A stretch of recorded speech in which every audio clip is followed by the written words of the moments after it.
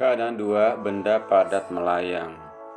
Benda padat maksudnya bahwa benda ini dalamnya tidak ada rongga ya. Kemudian benda ini dikatakan dalam keadaan melayang ya, melayang bila seluruh bagian benda tercelup. Jadi seluruh bagian benda ada di dalam zat cair. Untuk benda yang kedap air, maka volume benda sama dengan volume zat cair yang dipindahkan. Artinya gini, bahwa kalau seluruh bagian benda itu mencelup ya, berarti otomatis ya, karena benda ini kedap air, berarti volume zat cair ya yang terdesak oleh benda itu akan sama dengan volume benda tersebut. Atau kita katakan bahwa VB sama dengan VC. VB itu volume bendanya, volume benda yang sedang melayang. Kalau VC itu adalah volume zat cair yang terdesak ya oleh benda. Jadi VC ini bisa diilustrasikan begini ya. Kan di wadah ini kalau tidak ada benda kotak tuh ya, kita angkat, tentu volumenya akan turun ya, volume benda akan turun ya gitu.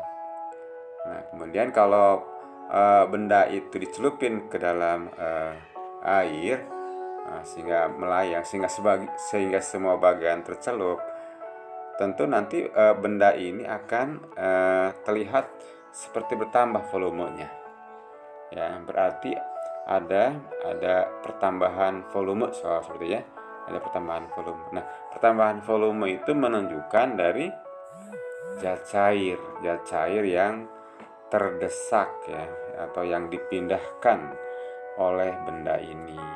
Kita katakan ini adalah VC ya, itu namanya VC. Kemudian benda dikatakan melayang bila pas diukur benda di dalam zat cair itu neraca pegas itu menunjukkan terukurnya itu 0 gitu ya. Berat terukurnya itu 0. Dia artinya bukan berarti beratnya jadi 0 sebenarnya ya. Tapi ini adalah berat yang terukurnya gitu. Berat yang terukur oleh neraca gitu. Dia sama dengan 0. Ini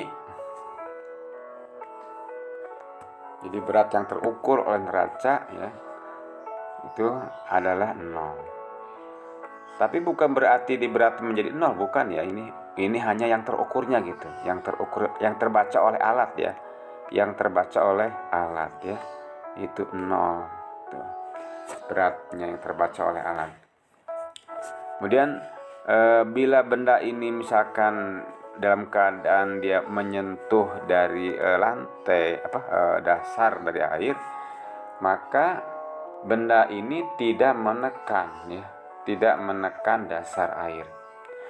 Nah, keadaan seperti ini, jadi dari keadaan yang tadi itu benda tercelup semuanya, kemudian berat yang terukurnya juga jadi 0, kemudian bila dia menempel di dasar pun tidak menekan dasar air gitu, hanya nempel aja ya, maka dikatakan bahwa si benda ini dalam keadaan melayang ya, dalam keadaan melayang.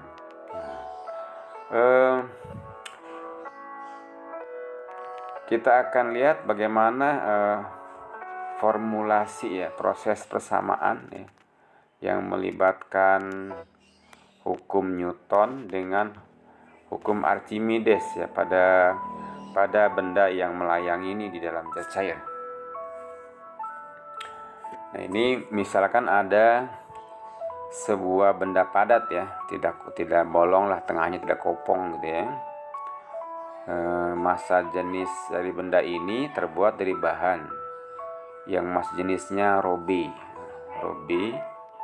Ini mas jenis bahan benda dalam kilogram per meter kubik.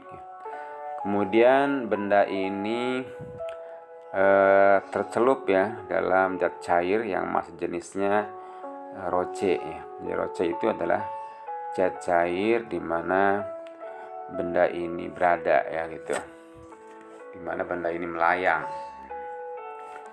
Nah ini tentu benda ini dia mengalami gaya ya, mengalami gaya. Pertama ada gaya namanya gaya Archimedes ya. Di sini dilambangkan dengan F. Nah, besar gaya Archimedes, F-nya besar gaya Archimedes. Sekali lagi bahwa gaya Archimedes itu arahnya kemana? Ke atas ya. Nah, di gambarnya kita gambarkan ke atas. Kemudian benda ini selain gaya Archimedes atau gaya apung, juga dia mengalami gaya berat ya. Kita katakan dia sama dengan WB ya, sama dengan WB. Nah, sudah tidak ada gaya-gaya yang lain di sini ya. Hanya ada dua gaya, yaitu gaya Archimedes dan berat benda atau gaya berat ya. Nah, berat benda. Nah, secara hukum Newton bahwa kalau benda ini diam, jadi benda ini akan diam begitu ya, nggak bergerak, diam dia. Kalau benda ini diam berarti resultan gayanya sama dengan 0. Sekali lagi ya, resultan gaya sama dengan 0. Nah, sekali lagi ini sudah dibahas sebelumnya juga bahwa resultan gaya itu adalah jumlah-jumlah gaya yang memperhatikan arahnya ya. Kita katakan kita ambil arah yang ke bawah negatif ya, sehingga F ditambah min WB ya, F ditambah min WB sama dengan 0. Karena ditambah min WB maka langsung aja jadi plus kali min jadi min ya, sehingga nanti F min WB ya, sama dengan 0. Jadi kenapa di sana ada min WB? Karena kita ambil arah yang ke bawah itu negatif ya, kemudian arah yang ke atas positif. Ini F-nya enggak, dia bertanda positif. Sehingga kalau pindah ruas ya, WB ke sebelah kanan, maka F sama dengan WB. Lihat ya, F sama dengan WB ternyata. Oh, berarti gaya apungnya itu sama dengan gaya berat ya. Jadi ini. Terus kemudian dalam peristiwa ini ya, sekali lagi bahwa berat dari benda itu adalah massa jenis benda ya dikalikan volume benda dikali dengan G ya. Ini volume benda yang isi di sininya, VB-nya itu volume benda yang isinya ya, yang tidak ada kopongnya, tidak ada bolongnya gitu ya. Jadi VB-nya berarti volume benda ini. Jadi WB sama dengan rho B kali VB kali G. Nah, rho B-nya apa di sana? Massa jenis ya, massa jenis dari bahan bendanya itu. Oke, nah ini kita ini jadi VB maksudnya di sini VB ya maksudnya ya. Salah melingkari ya. Nah, VB ini volume benda maksudnya, volume benda. Balok. Terus berarti karena F sama dengan WB, sementara WB-nya itu berarti F sama dengan rho B kali VB kali G. Nah, ini dari hukum Newton 1 diperoleh ya, bahwa F gaya apung itu sama dengan rho B kali VB kali G.